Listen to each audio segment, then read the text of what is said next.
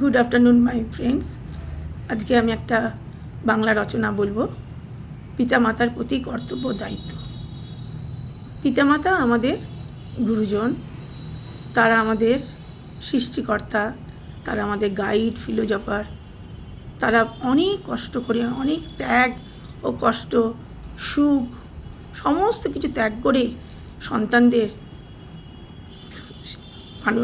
লালন পালন করেন, এবং যাতে সন্তানরা সমাজে মাথা উঁচু করে আদর্শ মানুষ হয়ে তৈরি হতে পারে, তার জন্য শান্ত হলেও তারা কিন্তু সেটাই চেষ্টা করেন, সন্তানকে আদর্শ মানুষ রূপে গড়ে তোলার চেষ্টা করেন। কখনো কখনো পিতামাতা আমাদের শাসন করেন, তখন হয়তো আমাদের রাগ হয়, কিন্তু কখনোই আমাদের প্রতিবাদ করা উচিত নয়। আমাদের জানতে হবে পিতামাতা আমাদের ভালোর জন্যেই শাসন করছেন, ভালোর দিকে পরিচালনা করার চেষ্টা করছেন।